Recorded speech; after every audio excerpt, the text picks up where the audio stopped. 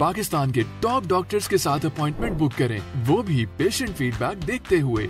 आज ही ओला dock app download करें। ओला dock, doctor का अपॉइंटमेंट आसानी से। अस्सलाम वालेकुम। आइए आज हम बात करते हैं एनीमिया के बारे में, जो कि हमारी कम्युनिटी में ज़्यादा कॉमन है, आयरन डेफिशिएंसी एनीमिया। तो ये दो टर्म्स हैं जिनको समझना ज़रूरी है। एक है आयरन डेफिशिएंसी एनीमिया और एक है सिंपल आयरन डेफिशिएंसी। तो लेट मी टेल यू कि दोनों से आपको सिम्टम्स आ सकते हैं, यानी ज़्यादा नींद आना, थकावट रहना, घर के काम आप नहीं कर सकते, अगर आप वर्किंग हैं तो आप अपना ऑफिस का काम नहीं कर सकते, और चिड़चिड़ापन रहना, और जब ज़्यादा सवियर हो जाए तो हार्ट के ऊपर नेगेटिव इफ़ेक्ट्स यानी हार्ट फेलियर भी सवियर आयरन डेफिशिएंसी एनीमिया करा सकता है। तो इसकी वजूहात क्या हैं? सबसे पहले तो ये देखना है कि आयरन डेफिशिएंसी एनीमिया और आयरन डेफिशिएंसी में क्या फ़र्क है। आयरन डेफिशिएंसी है कि आपकी बॉडी में सिर्फ स्टोर्ड आयरन कम हो गई है, लेकिन आपके जो रेड ब्लड सेल्स हैं वो नॉर्मल हैं अपनी अमाउंट में। लेकिन एनीमिया उसकी एक एडवांस्ड स्टेज है जिसमें रेड ब्लड सेल्स भी कम हो जाते हैं, और ये ज़्यादा ख़तरनाक कंडीशन है, और हमारी ज़्यादातर female community iron deficiency anaemia का शिकार है।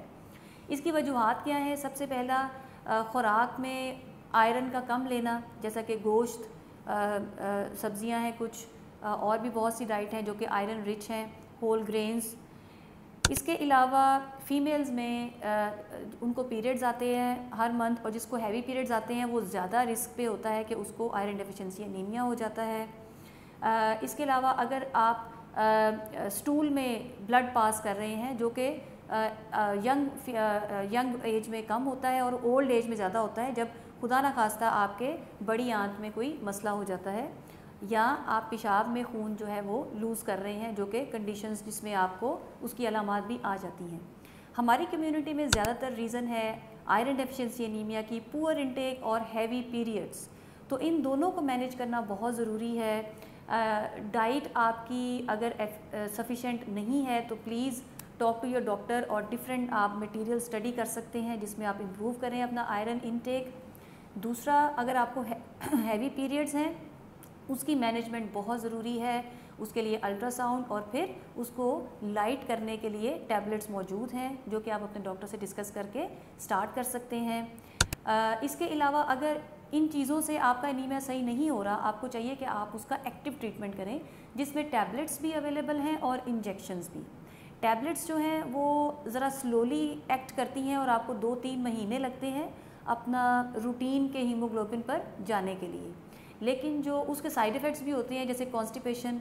दूसरी तरफ इंजेक्शंस जो हैं वो लॉन्ग लास्टिंग होते हैं, वन ऑफ आप इंजेक्शन लें और मोस्ट पीपल आर फाइन, 1 साल तक वो अपना सिम्टम्स फ्री रहते हैं और उसके साइड इफ़ेक्ट्स भी कम हैं।